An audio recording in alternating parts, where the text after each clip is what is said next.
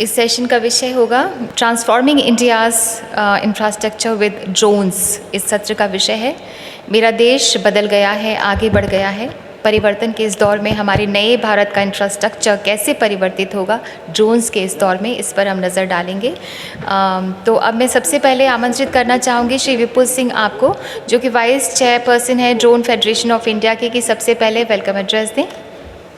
इस सेशन को चेयर करेंगे Shri Hukum Singh Meena, additional secretary ministry of rural development, Shri Alok, member national highways authority of India. आपसे भी निवेदन है कृपया मंच पर पधारें। मॉडरेटर हैं Shri Sanjeev Trehan, director business development and sales Trimble. आपसे भी निवेदन है कृपया मंच पर पधारें। Hi everyone. We are 5 minutes away from a good evening, and I can see people are already under the effect of a good lunch. So before we start and we kick off the next session, where we'll be talking about a lot of work drones are already doing towards rural development, Panchayati Raj development, as well as what drones can do for infrastructure. First, I would request all of you to give a big round of applause for the entire Drone Federation of India team, as well as the Ministry of Civil Aviation team for being able to pull such a great show.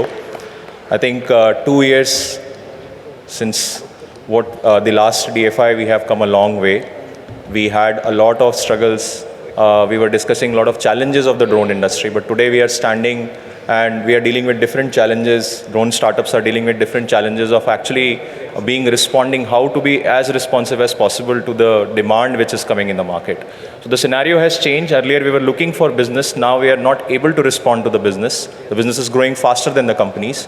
So it's a paradigm shift which has happened, and behind this paradigm shift, a lot of people have put their efforts, which includes also various ministries and departments which realize the potential of the drone and how it can affect the life of more than 1 billion people in this country, and spearheaded the adoption of drones for all those impactful use cases. So one of those use cases which all of us must be aware about is the Swamitwa scheme, where the drones are being used to map almost 6.62 lakh villages of the country over the next 4-5 years. So the scheme is being spearheaded or started by the Ministry of Panchayati Raj and being implemented by the Survey of India under the able leaderships. I would like to invite Mr. Alok Prem Nagar, Joint Secretary, Ministry of Panchayati Raj, to give his keynote address and share his story about how this whole thing began. Thank you very much. Thank you very much. So I was relieved when you said that share the story, because that would come easier to me than talking about some of the technical aspects.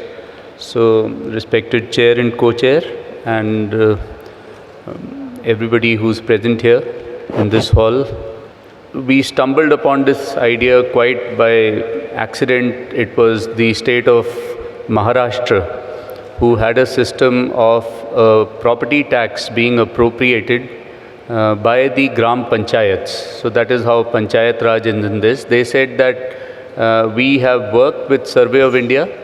We have validated a very cost-effective technique of mapping the property parcels inside the rural Gauthan or Abadi or Natham or Gram Kantam, whatever you want to call them, this land, which were hitherto undemarcated. So, and they wanted us to pick up the drone survey tab. So that essentially gave us the framework for this entire scheme. And from them, we've come a long way. We started this scheme at the height of the first lockdown. So it was rolled out on the 24th of April 2020. And we had 2 bad summers actually. We had the second wave last year. So currently we are doing about 12,000 villages or 13,000 villages, give or take, every month. And that has only been possible because the drone industry has responded in a very good manner. So to give you a sense of the place from where we started and where we've come, in the first year, I think we went up to as far as 40 drone teams.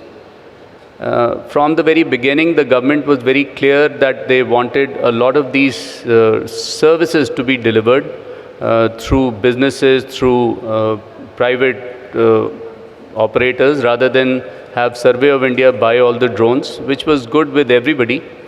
So in the first year, when Survey of India tried out floating tenders and getting bids, I think that there were a lot of no-shows. There were people who bid and they didn't turn up. And finally, there was just one company with 3 drones or 4 drones who showed up. So from then till now, at present, 35% of the total drones, which are of the order of 220, 240, are being provided through drone as a service model, which is a huge thing.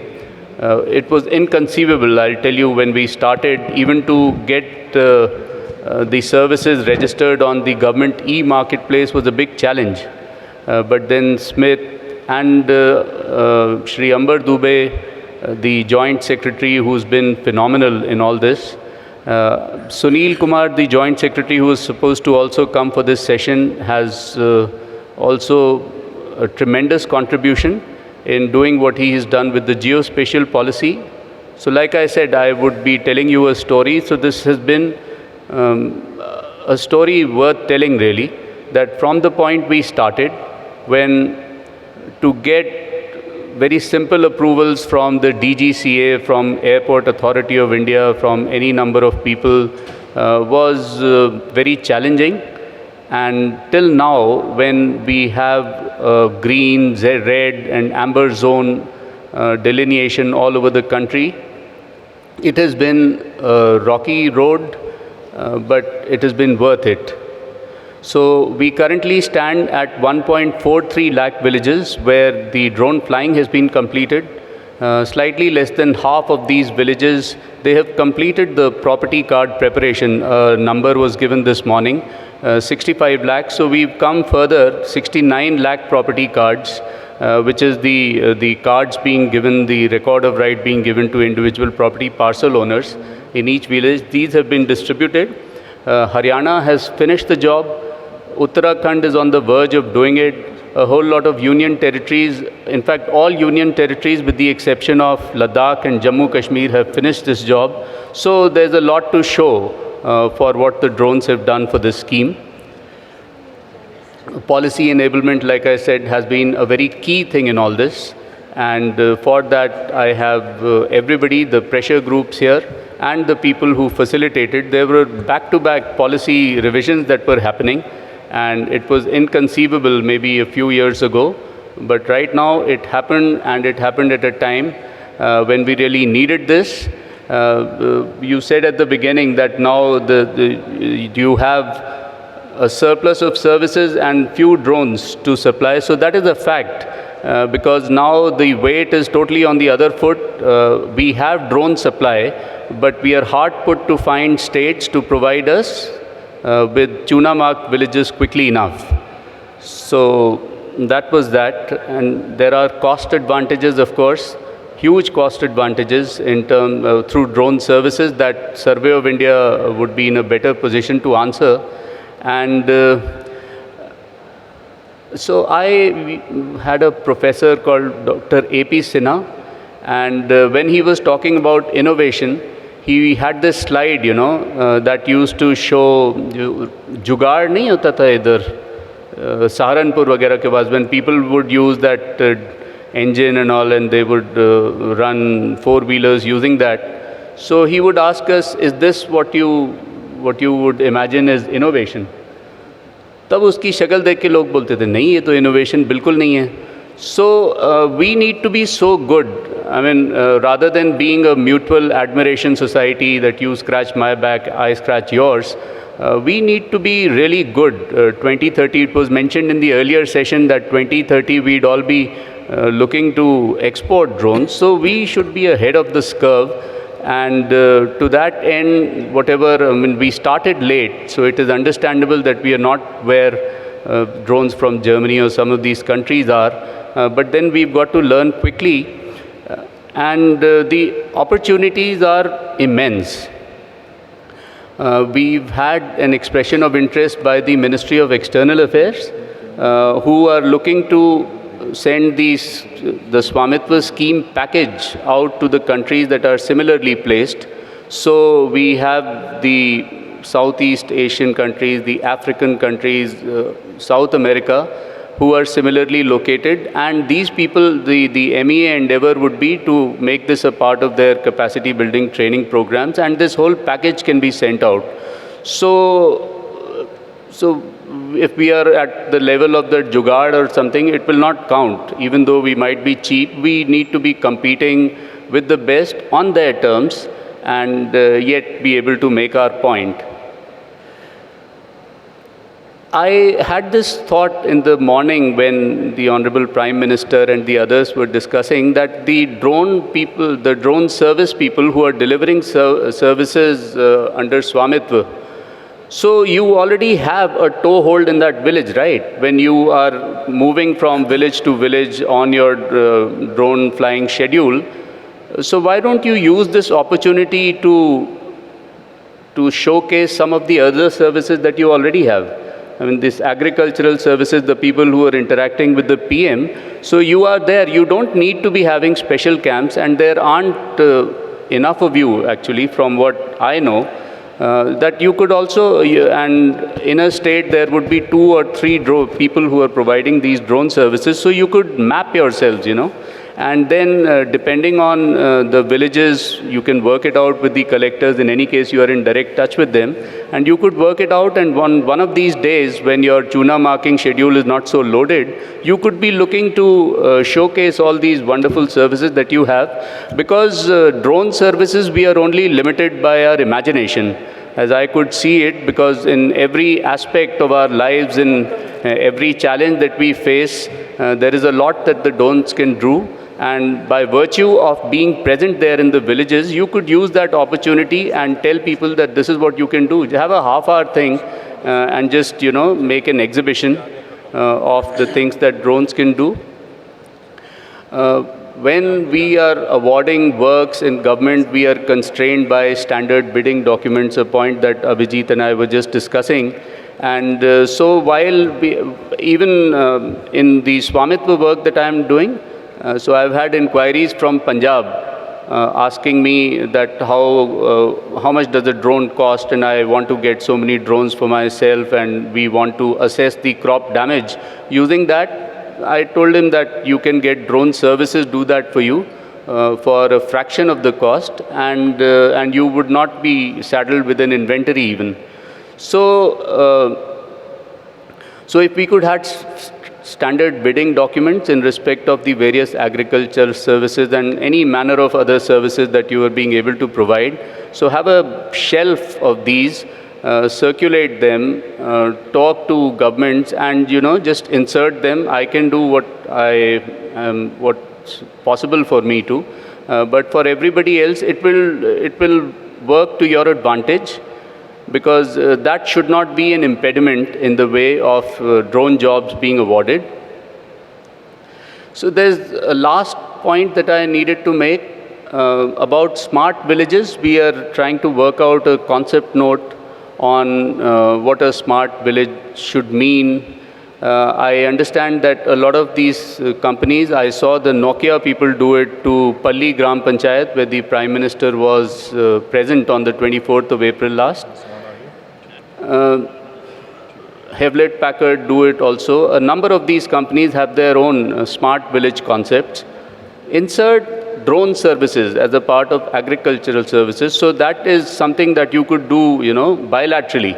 So get in touch with these people. Currently, they are into financial services, including micro ATM. They have some telemedicine sort of arrangements. They have some training capacity building infrastructure with like a smart classroom, small thing.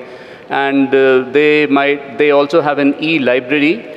And so they have 4 or 5 of these pillars of their smart village concept. Insert agricultural services as another one. And if you have domain specialities, those who are providing these services, then similarly you could map yourselves onto this and get inserted into the rural landscape. So that would be of great utility. to all of us. I was hoping that Sunil would turn up and he would tell you about the geospatial thing, but since he's not here, I'll just take a couple of minutes more. That we are also helping the Survey of India set up a continuous operating referencing system, a network of stations throughout the country. So as you'd be aware that it will help people or instruments locate themselves with 5 centimeter accuracy anywhere in the country. So this is huge benefit for drone people, looking to deliver products and packages. If you've been given a certain parcel to cover or to spray or something, then drone services should be something that I feel would complement your effort. So rather than being shown something on a Google Earth image map or something, you could be provided a KML based on the exact coordinates, and it would help you save time and energy for disaster mitigation. It has also got immense possibilities. The Map My India people are here, so we've spoken about this in the past. And having emergency services, having easy access, having a contingency plan in case of disasters are something that could also be worked out using the 1:500 scale, 5 centimeter accuracy maps of the village abadis that Swamitva is helping us prepare. So thank you very much, sir. Thank you, everybody.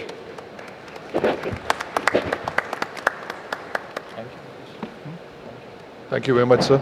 That was always a pleasure listening to you, and especially throwing light on what's been the history of the Swamitva project. And there's a long journey still ahead. Really, really appreciate what's happened. I think it's transformed the drone industry in the country as well, because they've taken inspiration from the project, and their ability to invest and the willingness to invest has come forth after Swamitva took forward. So I'm sure most of the drone industry would appreciate what the spin-off benefits of this particular project would be in the long term as well as the short term, sir. Thank you so much. This actually creates a very good springboard into the next session, which is basically about drones fueling infrastructure. The trend has been set.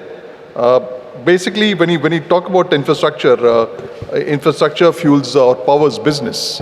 That's a known fact. But the rhetorical question is, can drones power infrastructure in return? The amount of investment required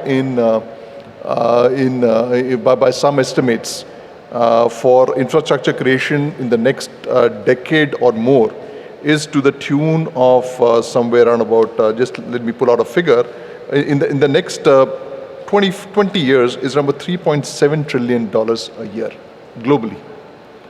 Now, any tool, any technology which can help you create savings, increase your productivity in data collection, in maintenance, etc., that's going to be boon for any government. And that is also likely to add to multiple other benefits, which have been talked about in the opening plenary session as well. I've had the privilege of introducing GNSS in the country in a big way for survey and mapping, and that used to be a fantastic tool at one point of time for gathering data, whether it is for land records applications, whether it is for forestry, whether it is for road infrastructure creation, etc. But with time, technology brings in a lot of changes, and today drone represents a technology which can add multifaceted benefits to the industry, whether it's private or whether it's government. Both sectors of the economy can benefit tremendously. And today we are extremely happy to be part of this esteemed panel, with the trend being set by Nagarji. Today we have, as the chairperson of the session, we have Shri Hukum Singh Meena ji. Just a quick introduction. He doesn't require an introduction, but he is a degree in engineering, and he's done his MBA from the University of Birmingham, UK. He is a 1992 IS batch officer, and currently the Additional Secretary in Department of Land Resources, Government of India. He is a recipient of the Digital India Award 2020 given by Honorable President of India. And he has also received the Prime Minister's Award for Excellence in Public Administration 2021, which was recently awarded to him in April 22. In addition, he has received another laurel recently on a global platform as he received the International Geospatial Award for Excellence in Land Administration earlier this year. So please welcome Meena ji to this particular panel. We also are honored to have Shri Alok as a co-chair for the panel today. He is the member administration for National Highway Authority of India. Alok ji, it's a pleasure to have you. Please do give a round of applause for Alok ji for being here. I think it's very important, the people who are not in this particular room, they don't know what they're missing. Because they missed Nagar ji's session, and a lot of the people who are sitting out here or outside, etc., they don't know the trigger effect has come from here. And the other two gentlemen, they're going to create the future trigger effects. So it's very important to be there. So don't mind. I will take the. I'll put the necessary request to you to invite your colleagues inside so they can benefit from this interaction. Because these kinds of pearls of wisdom, they will not get from browsing on Google or otherwise listening to audios, etc. Listening to a person live and being able to interact, and hopefully, if there's time permits, I would open up the ground to everyone for at least asking 2 questions to the gentleman out here. So please try to benefit from this session.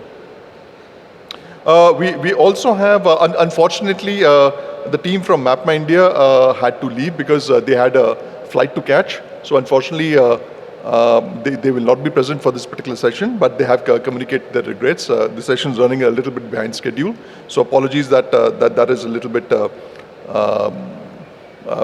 element missing in this session today.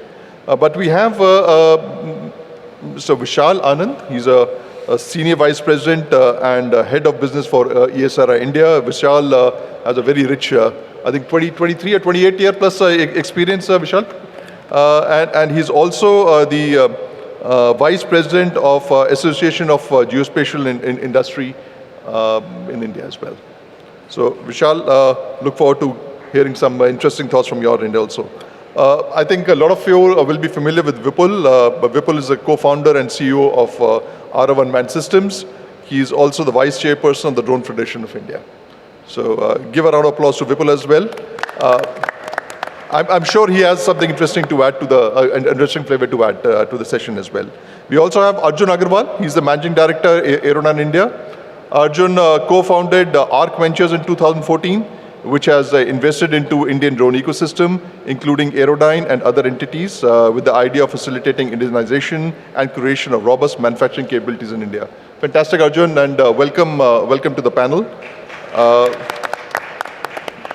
Last but not least, we have Brijesh Pandey out here right next to me. And he's the founder and CEO of Garuda UAV. And they're doing some fantastic work.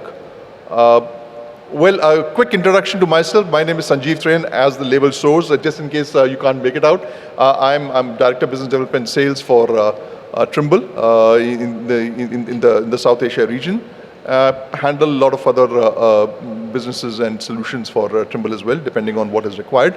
So quickly, starting with the session, I will pose the first question to Meena ji. Meena ji, this is a very simple question, but on the other hand, should be very simple for you at least. But it's a longish question, but it'll be very simple for you to answer. So you have been exposed to, and I know that, you have been exposed to various geospatial technologies for land records management over the years, from aerial to GNSS and optics. How do you view the effectiveness of drones in the domain, and how they can add value as a standalone solution or a complementary technology to other geospatial technologies? I think there's no other person better than you, since you have experienced these things firsthand, sir. Good afternoon to everybody. It's a very important question, and it's my privilege to answer that question. I have been heading the core technical advisory committee of the Government of India, which is a apex body for approving the different technologies for the GIS mapping. Especially the generating the property records using different technologies, that includes the drone technology also, there are 3-4 important parameters which are equally important for the citizen and important for the government as well. You may be aware that in the last survey which was conducted successfully in the country was 1885 to 1925, and almost it took about more than 30 years to generate the property records. Now, you see, we have moved from that place to the modern days, where you can generate data using the drone technology or aerial photography or high-resolution satellite imagery or even ETS, DGPS manual methods, only within few days. So time is important. Because why time is important? Because as you go along, if the data are captured on some day and it takes long time, then it is just possible that those data might have been already absolute. So what is the requirement of the day? Because as a department, in the department I am responsible for generating property records for the entire country. And if I give you the scale of the economy, then we have more than 140 million hectares of land, agricultural land, and more than 800 million parcels, land parcels. Those are to be surveyed and property records are to be updated using different technologies. So we can't wait that much. That 1885, the survey was started in 1885 and we completed in 1925. Now everybody, even government, private sectors, they want quick results. So we started exploring different technologies. Even you will be surprised that when I was heading this CTAG, Core Technical Advisory Committee, so we explored why we should not use drone for generating property records in 2016. And we sanctioned pilot project for the Gurgaon, taking one tehsil. So we started flying drone, but of course there was certain problems that those days the drone system as such was not connected with the internet and the usual technology which we used, because I also went myself for 3-4 days and we captured data, we saw the whole process, because we tried very hard to approve this as a technology for capturing data, especially for the properties, including both houses and the lands. When we processed the data in the data processing center, it was not acceptable to the users, because those data have to be captured, downloaded in the data center and processed. So there were 3 different isolated processes for generating property, ownership of the properties. So when we generated record for one ward or one panchayats, and when those were given to the owners, so there were certain discrepancies. So then we started analyzing what were the problems. So there were 3-4 problems which were identified at that point of time. The first problem was that because of the light weight of the drones, so initially they have to set certain tracts, sectors through which they have to be fly. And the overlap was more than 80% at that point of time in order to generate accurate data. And of course, the ground control points, the reference points on the grounds were also vaguely established using the primary control points of the Survey of India. Now you have coarse technologies. So those were the regions, because a small velocity of winds will deflect the flying tract of the drones, and the accuracy was questioned. That was the first point. Second point, the reference points which we took in the Gurgaon or the Manesar were not so accurate that it could give the accurate data. Now, after that period was over, then we have approved 3 technology using aerial photography, the aeroplanes fitted with high resolution cameras, then HRSI, high resolution satellite imagery with ground truthing, then of course ETS and DGPS. These are the 3 approved technologies for GIS mapping and generating property records at that point of time. Now recently we have, again because of the improved technologies, now you need not to download the data. It is all, I have been told that it is automatically connected with the ground devices or system in the ground, and the data are captured, transferred to the ground and automatically analyzed, and the property records are generated. So again, as a head of the core technical advisory committee, I again tried, and we have taken 3 states on pilot basis: Haryana, Haryana, Rajasthan and Andhra Pradesh. Because Haryana and Andhra Pradesh, they are already trying, we have already funded them, they are already trying using drone technology for generating property records, especially minus habitat area, the agriculture lands and other properties in the rural area. So I have been told by Principal Secretary or Additional Chief Secretary of Andhra Pradesh that it is successful to some extent, but still they have to generate the final property records without any objection and to be given to the owners of the land. So once it is proved, we have already issued letters, I think 5 days back, to the Principal Secretary or Additional Chief Secretary of the three states, requesting them that kindly take 3 districts, one tehsil from each districts, and conduct the proof of concept and give us the results so that we can approve this as a technology for generating property records in the rural area, especially the agricultural land. But there is a problem, because you might be aware that because of the tremendous pressure on the agricultural land, the accuracy which is acceptable to the farmers or the owners of the land is of highest degree. We cannot, because as per our technical manual, it should not be more than 2.5 centimeters. And scale, of course, it is 1:4,000. So there are certain parameters which have to be complied in order to generate the property record. But of course, I tell you, once this technology is proved, that in our country, using drone technology, can we generate property records, especially the agricultural land in the rural area, then scope is immense. I can tell you that I think industry will not cope up to generate so much, the number of drone requires for GIS mapping of the agricultural land in the country. Because I already told, I think, if number of parcels you add, I think entire Europe, if you add the number of parcels, then the number of parcels in our country is more than that. It is 80 crores and 800 million. And if I give you the number of cadastral maps, it's more than 16 million and more than 40 million FMB in our country. So this is the scope that we require especially for the GIS mapping. But of course, we have already conducted pilot test in Andhra Pradesh using the support of the state government. It is quick, cost effective and time effective.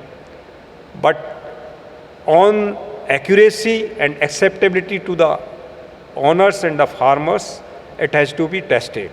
So I wish that it will be tested and it will be acceptable to the farmers. Then only we can approve this technology. But of course, with the improved connectivity and improved technology which is attached to the drones, I hope that it will be successful and our country will adopt it as a technology, especially for the GIS mapping, especially for resurvey of the agricultural land in the country, which is a big challenge for not only for our department, but for our country as well. Thank you very much, and thank you for the organizers giving me this opportunity to speak on behalf of my department, on behalf of Government of India. Thank you very much. Thank you very much, sir. I think there are drone community members sitting out here. They'll step up to the task and try to deliver out there in terms of accuracies and performance, I'm sure. And there's the drone community at large, people who have put up stalls outside or in the audience. They will also like to step up and take the challenge up, sir, and deliver accuracy which is acceptable. I will come back to you again, sir, with a follow-up question. But my next question is to Alok ji. Sir, how do you view the efficacy of UAVs or drones in the road sector? whether for survey, mapping, maintenance. That's a huge element we see. A lot of talk about it going on, not only in India, even in US and all, with the dated infrastructure that they have out there for roads and bridges. And what problems do you think can be addressed by UAVs to meet the very aggressive targets which have been set in this sector? Thank you. First of all, I would thank the organizer for inviting me for this event. All of us know that Government of India is focusing a lot on building national highways, and last year we in fact invested around 25% of the capex of Government of India in the road sector.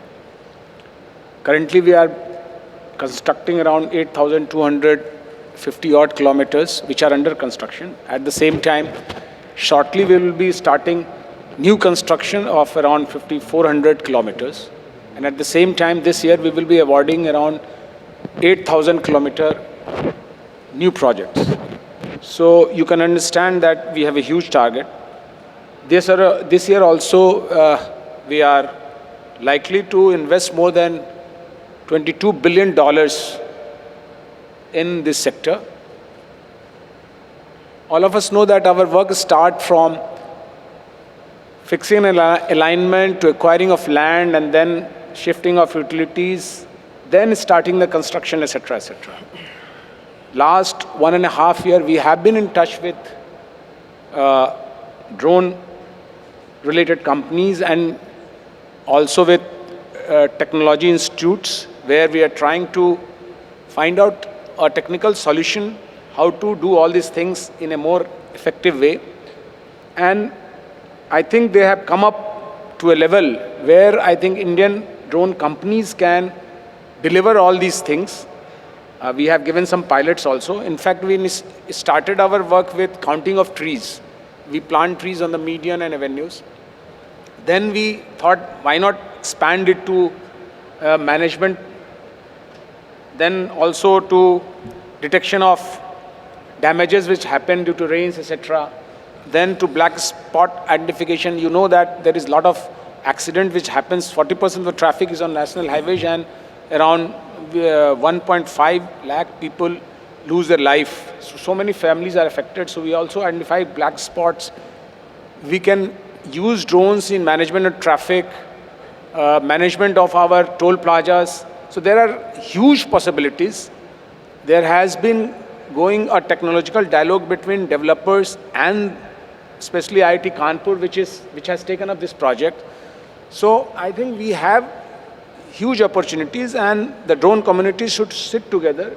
We can have a special technological sessions or event where drone-related companies can find out and suggest a solution to be used in the road sector. And this can be used further. And coming 10 years with Bharatmala 1, Bharatmala 2 is likely to be approved this year. So another 25,000 or 30,000 kilometers will be added to the national highways. And so much of economy is being thrust because of national highways. I think we can find out a solution where drone can be very useful in this sector. Thank you very much, sir. I think there's still a long way for the industry to go and deliver on that, but I'm sure they're working in the right direction.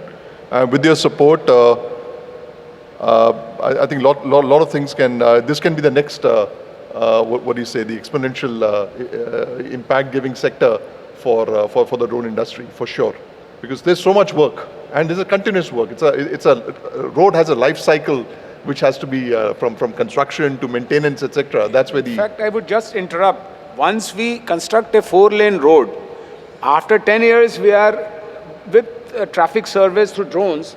We can know the exact date when we need to upgrade it to 6 lanes, because that also takes a time. Then we upgrade it to 8 lanes. So there are, with green highways coming up, like from Delhi to Mumbai, we are building 8-lane roads.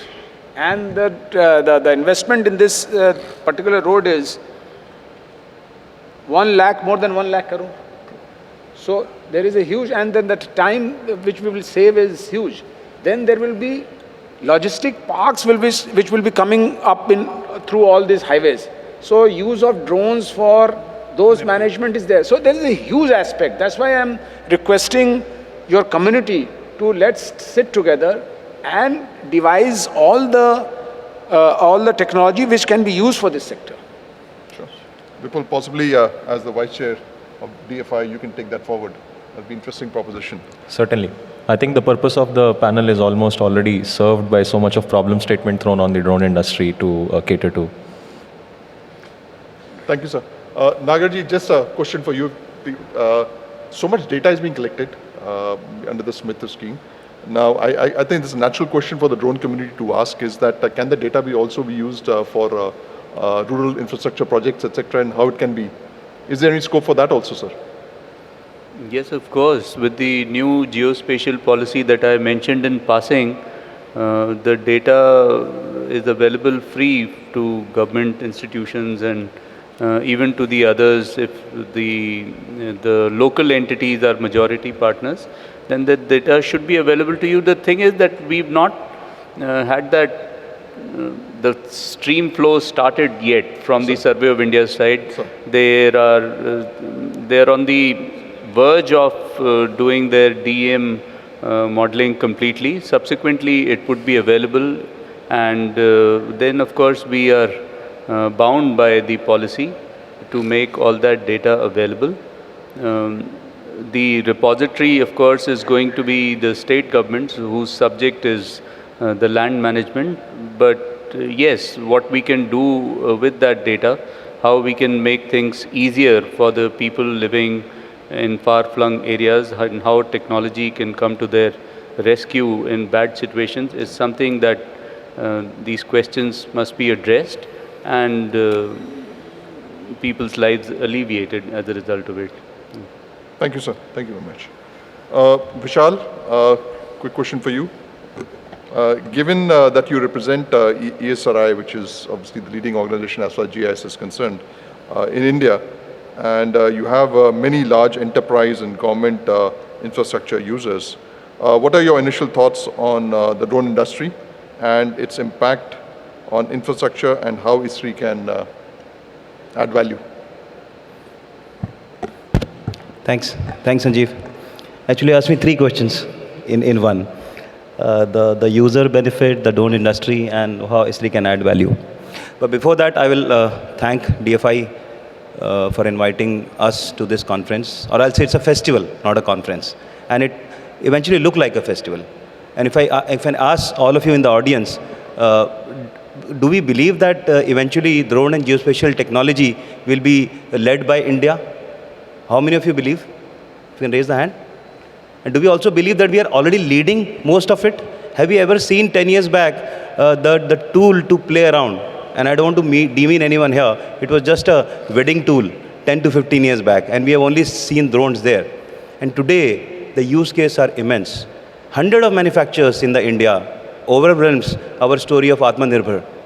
And how it has happened, I'll call it from toy to disruption. This has become a technology of disruption today. And we have heard in IT community, third generation and fourth generation platform. This is already getting into the fourth generation. And if you see the backdrop, there are immense use cases of this. And what Nagarji mentioned in a great statement that use case is only limited by imagination.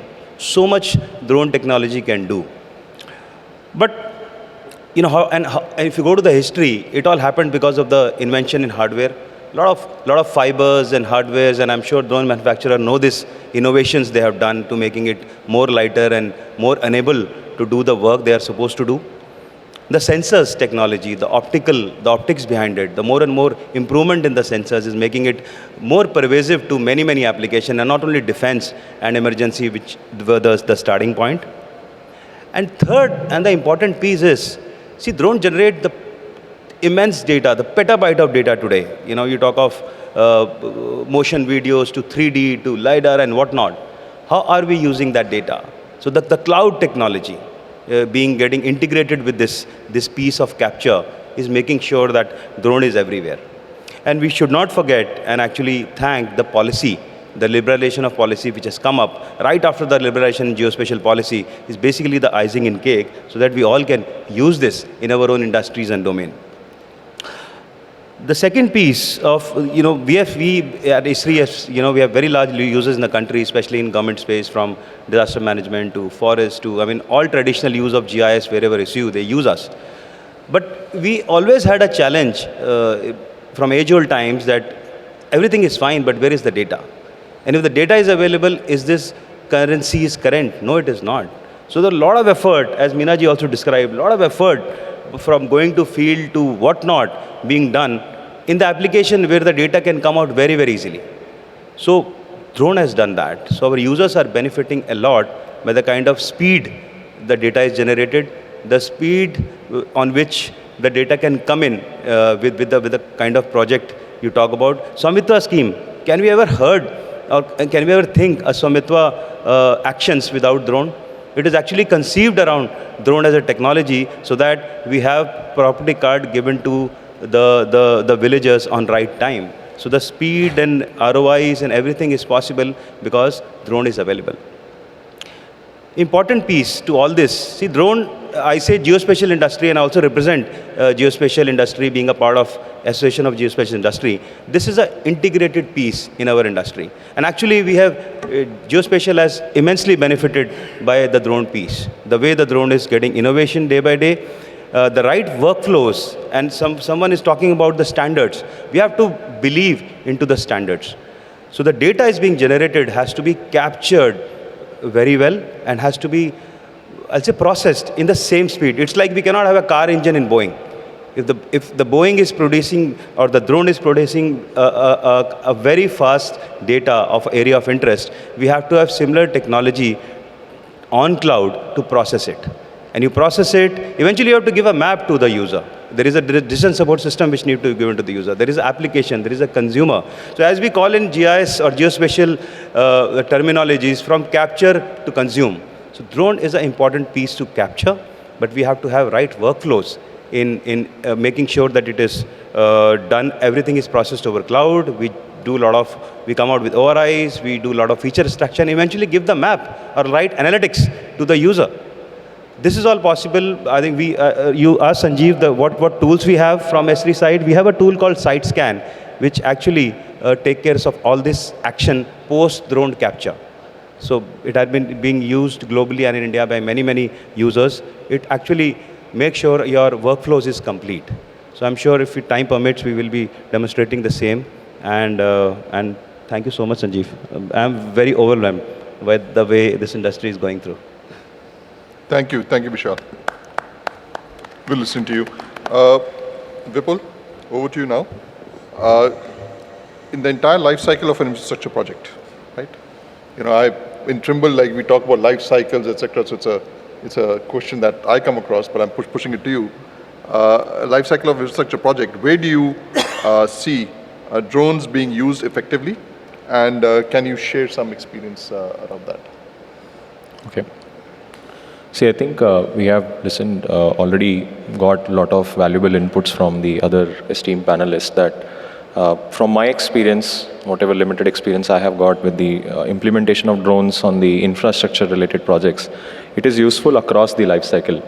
Let it be the first stage of design and planning, where the availability of precise data, timely data, and that too a data which cannot be corrupted is absolutely important to figure out a design and a plan which is in the favor of the overall project milestone and also within the budget and the impact which the project is supposed to create.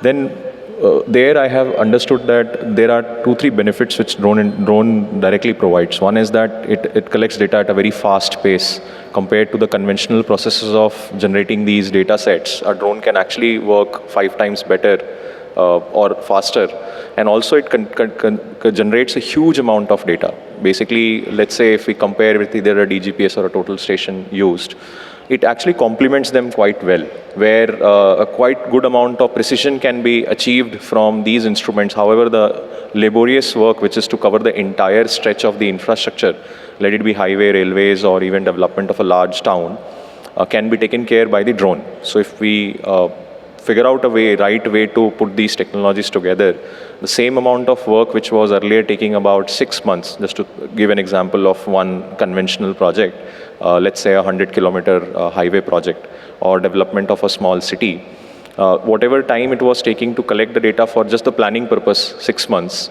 the same amount of work can be finished by a drone in combination with the conventional technology in about less than a month. So that is the time benefit which we are talking about.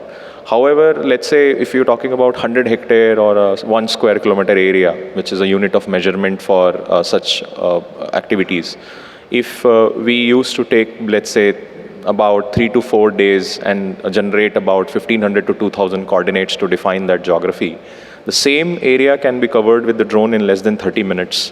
And instead of 1500, 2000 points, we are talking about close to 30 million points, very densely positioned points representing the same area. So it's almost like having a virtual 3D model of that entire site sitting in front of your desktop and you making a plan which is as precise as 10 centimeters.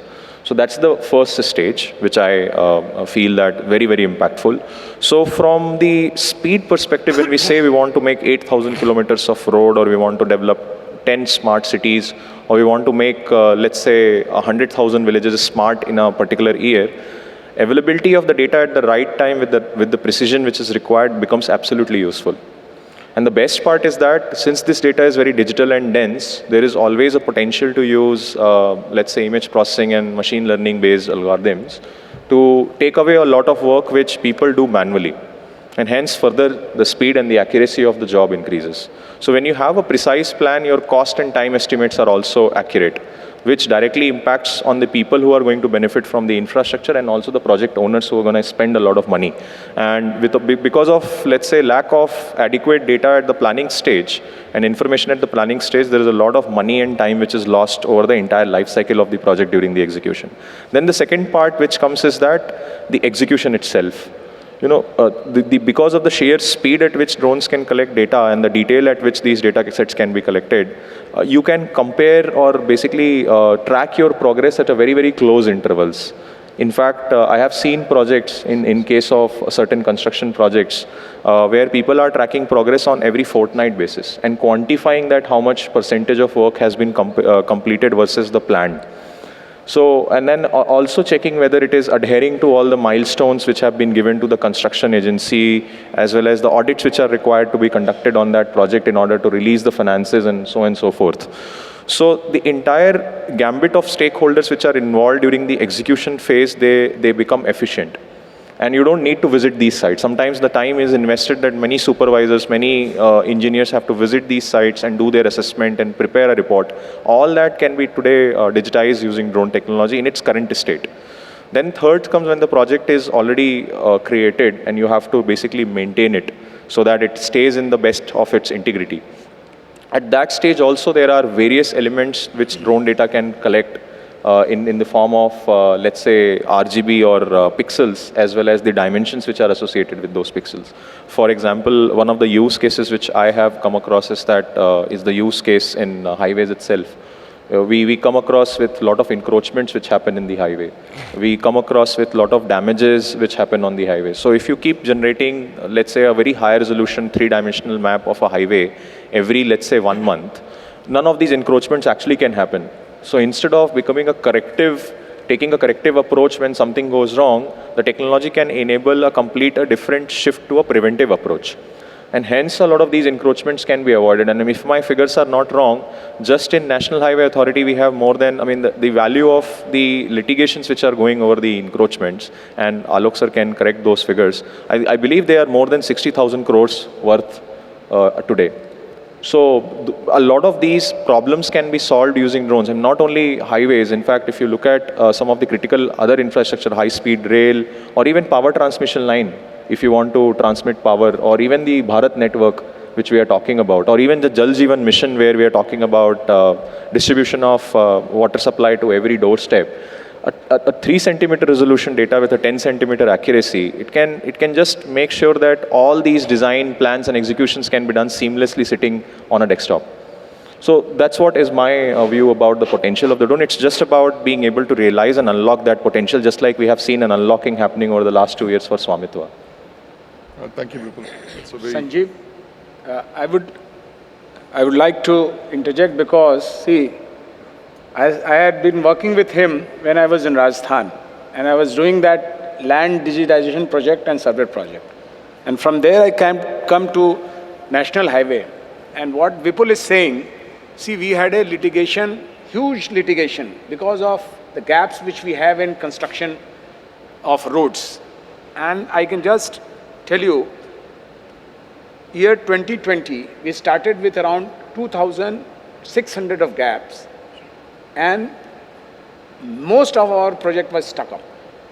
Now we have only around 73 gaps, and 6 to 7 projects are stuck up. Because of land, we have only 6 to 7 projects that too because of some political problems they are stuck up. Otherwise, across the country, none of the projects are stuck up due to land issues and use of this technology. That's why I told you, with the start of the project till the end of the project and the management of the roads, decreasing accidents, everywhere it can be used. Only thing is we need to mature this technology, and there will be enough players who will have a role in this whole business which is going to develop. Thank you. Musa, thank you very much. I think that's a very real life There is example. another Sir. very important area where drones will be used, of course. As per the vision of the Honorable Prime Minister, our department has been given the role that after the Swamitwa cards are completed, the Swamitwa maps are completed, they have to be integrated with the existing cadastral map in order to have a holistic planning and monitoring of the in the entire country.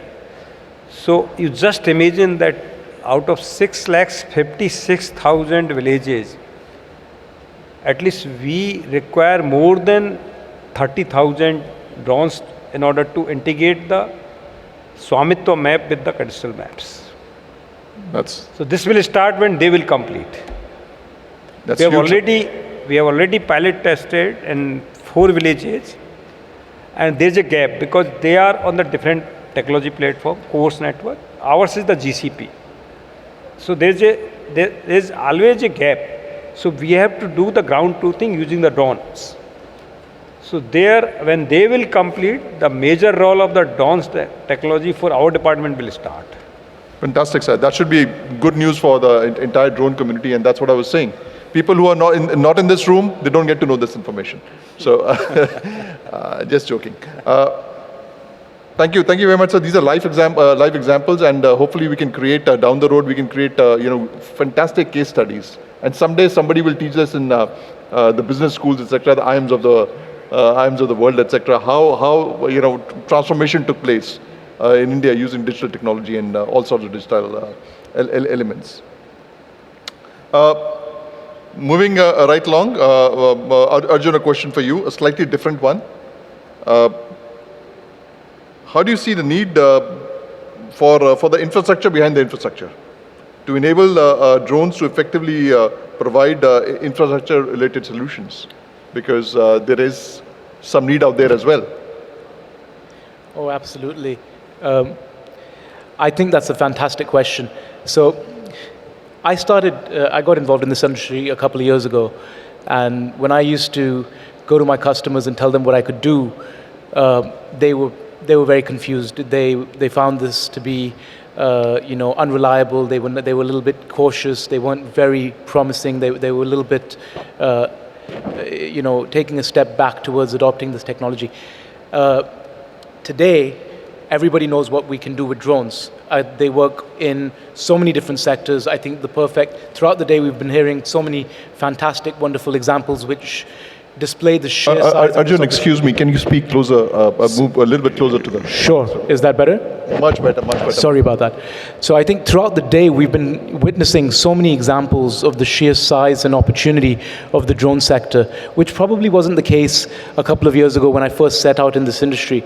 And obviously that's exponentially helped and motivated by the fact that the government has taken this in such a head-on approach with various kind of schemes, yojanas, subsidies, and spreading the message about the potential use cases. So I think now we've kind of hit, I think Vipul is here, there's so many other drone players here, one of the problems that we have now is that, there's more work than we can cater for.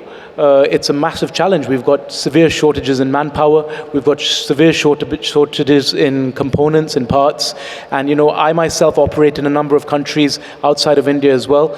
A lot of these countries are now facing a real data security challenge. They are not wanting to go to traditional supply chain routes. And India is becoming a front runner in capturing all of those markets, not only in terms of the actual hardware, also in terms of the software, and also in terms of the manpower. So I think, the next step now that we all need to focus on is precisely what you've asked, which is the infrastructure behind the infrastructure. And I think Aerodyne, as an organization, is currently in talks with a number of state governments to help create those kind of centers, those kind of educational and training institutes, which could help upskill our workforce with regards to the specific use cases which we're currently talking about. And I think without focusing on that, we're going to start hitting a saturation point and not being able to truly realize the vision and the potential of this market. So looking forward to contributing towards that. Great. Look forward as well to see how things turn out. My friend out here has been patiently waiting. So, Rajesh, last question to you before we go for any concluding remarks. So, how is Garuda leveraging drones to create value in the infrastructure segment or the market in general? And if I do remember, from a personal perspective, I think you all did some work in some state boundary resolution issue as well in the Northeast. So if you could show some light, because that's an equally relevant part, a land dispute or at the end of the day, that's the biggest infrastructure that we have. Thanks, DFI, for inviting me for this panel discussion. And basically, this is my favorite question. So I was listening to all like the different topics we covered today, and I'm feeling very honored. Like the Alok sir was talking about NHI. My journey started with NHI. The first project. NHI invited me for project, and whatever you mentioned, every part of your project, we are involved. We have completed 70,000 kilometers of progress monitoring for NHI. And what you discussed, like IIT is involved for the whole end-to-end solution where survey mapping, progress monitoring, Vipul rightly said, like the drone is involved in every phase of the infrastructure life cycle. That's what we did with NHI. I'll just mention NHI because that's my first customer. In 2017 we started. So we are, when any project is being started, we are doing route alignment survey. When finalized, then we are going for FLS survey, final location survey. When construction started, then we are doing progress monitoring. Now demand is coming, like we are coming up with we have a platform called Blue Hawk. We are coming up with the cloud-based progress monitoring where it's a BIM modeling integration is going on, and we are also trying to replace the whole PMC. So the PMC is going very traditional, like that was like for last 60 years it's happening the same way, but we are trying to transform the whole DPR and PMC using these integrated technology. I'm the outsider actually, I'm not a GIS guy, I am a developer, so I think little differently. We learned each and every sector, and we are coming up with the specific sector-wise products.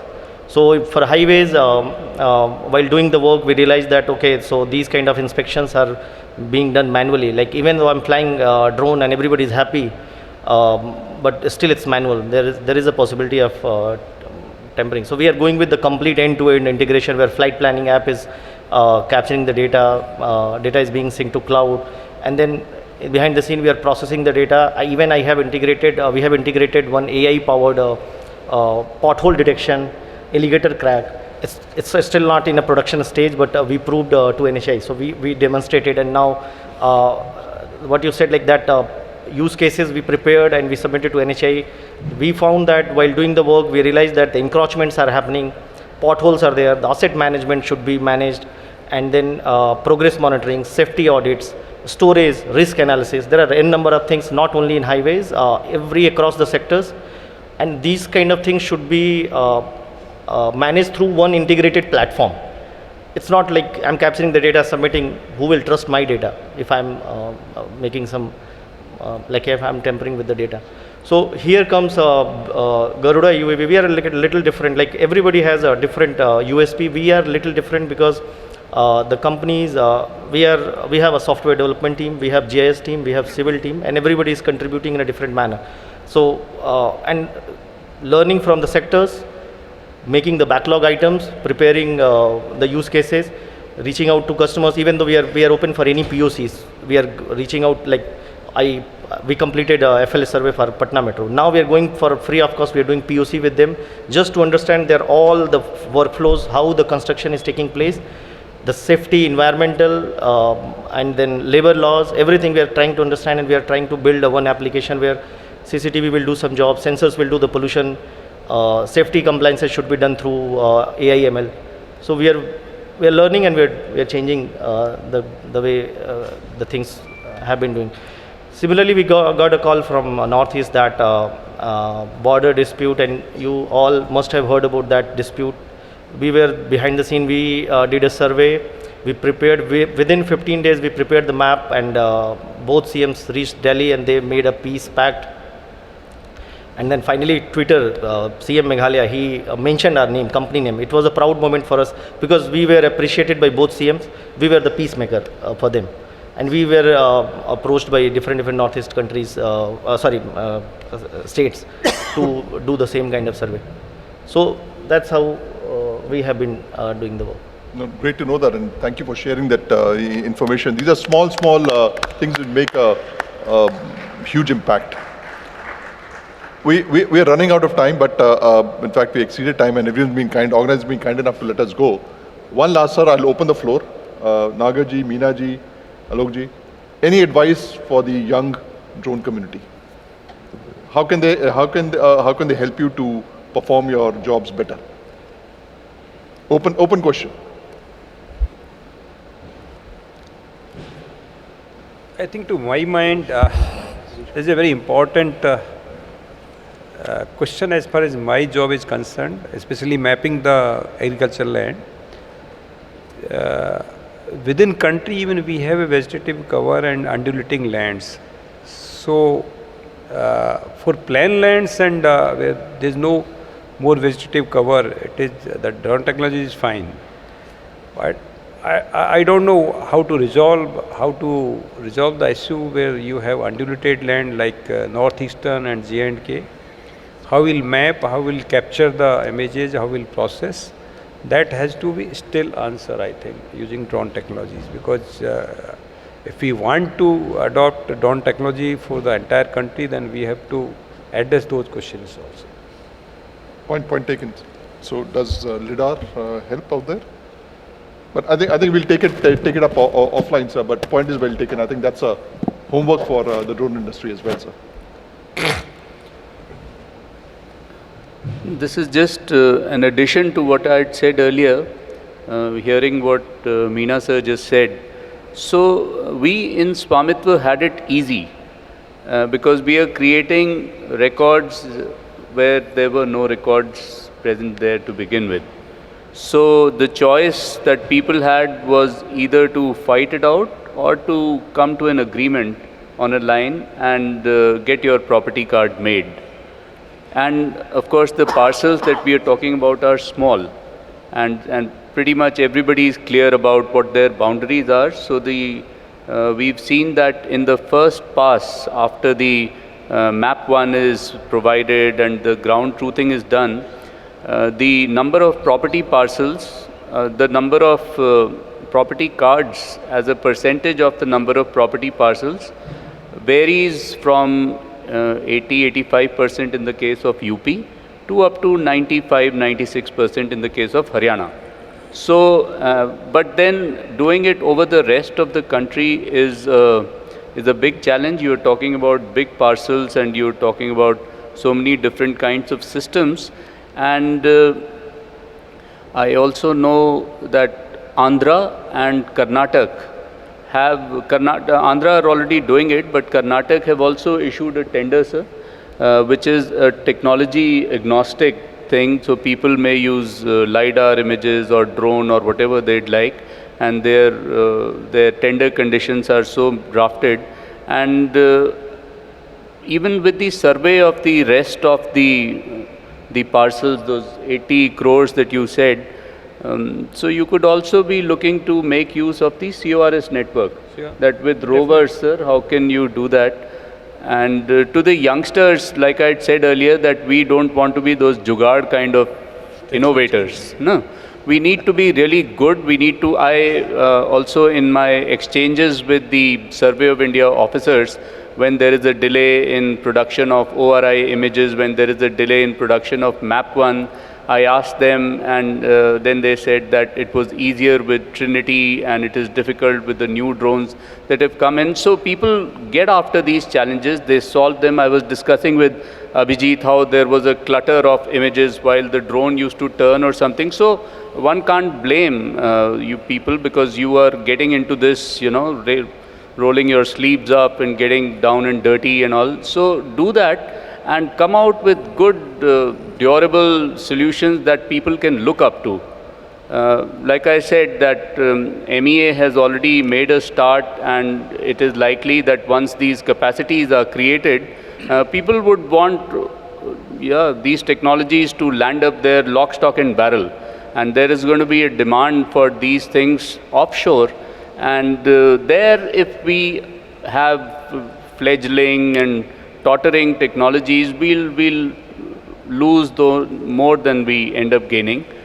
So rise to the challenge. And of course, it is also, there is something that only come after so much gestation. You can't hit the ground running. And just apply yourself. I'm clueless as to what you all should be doing. I've been out of this engineering thing, but my son is in aerospace engineering, and so I pick up things from him sometimes. So all the best to you. We are looking up to you. We are rooting for you, and just tell the world what you can do. Thank you. Thank you. Thank you very much, sir. So with that, bring the session to close. Kindly give a big round of applause to the panel.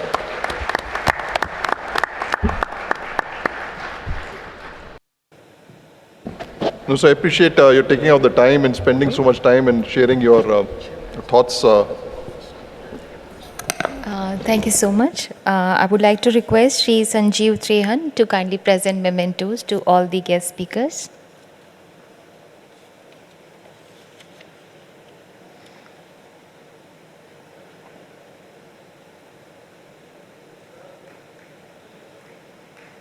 As a token of our immense respect and to regard our esteemed guests on the dais, we are presenting them memento, and what else it can be other than drone.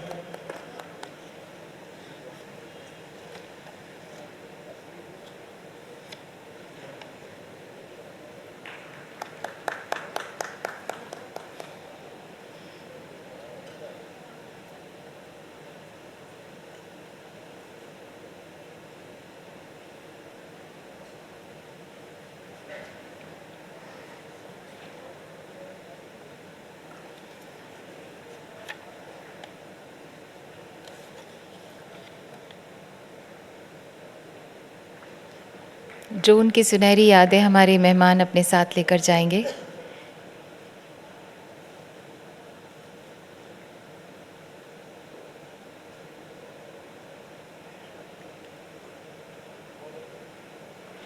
और मैं विपुल जी से निवेदन करूंगी कि त्रेहन जी को एक memento प्रदान करें।